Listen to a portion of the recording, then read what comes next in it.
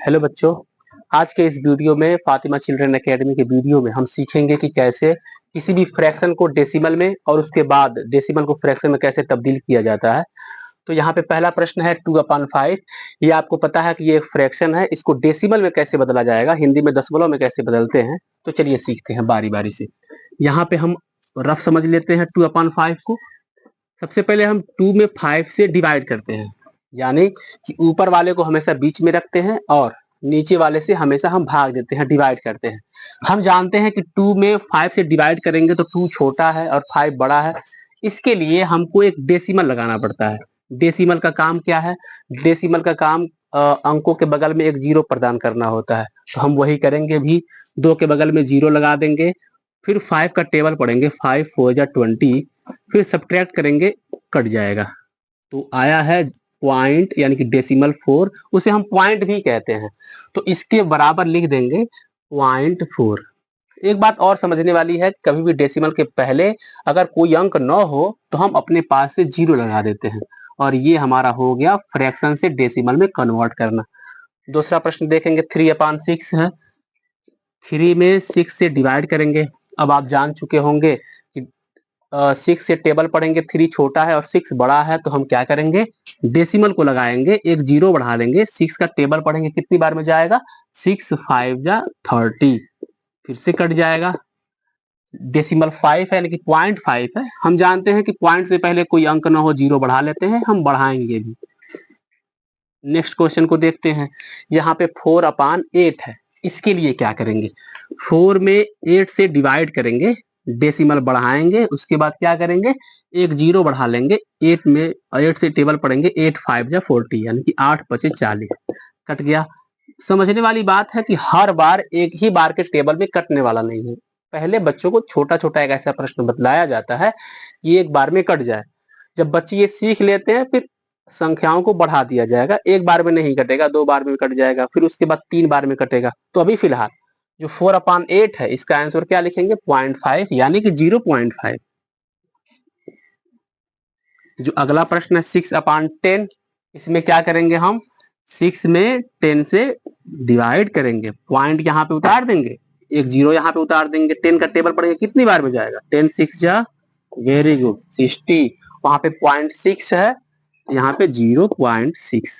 ये हो गया हमारा आंसर। तो कुछ इस प्रकार से डेसिमल फ्रैक्शन से डेसिमल में तब्दील किया जाता है।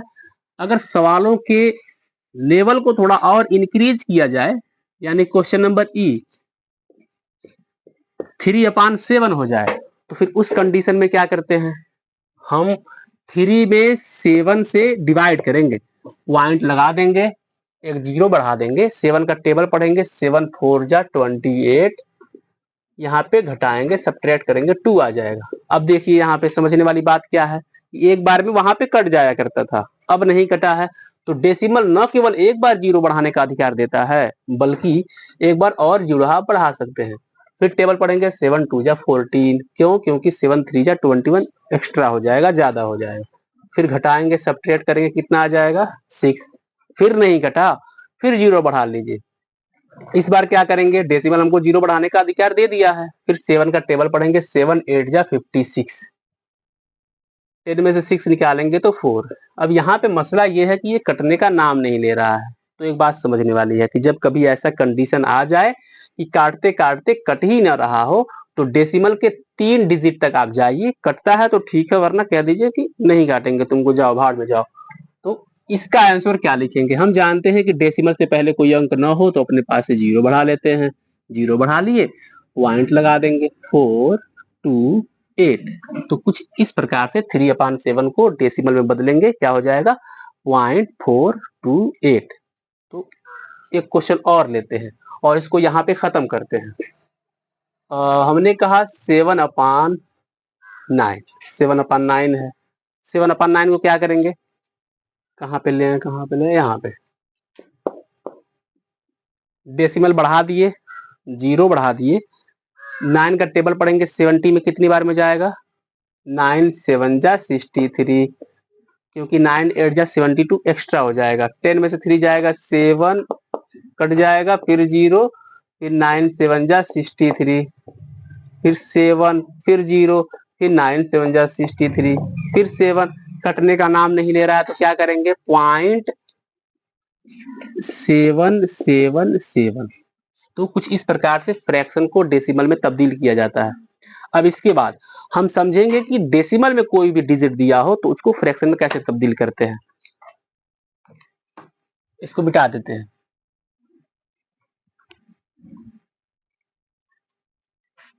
ठीक है,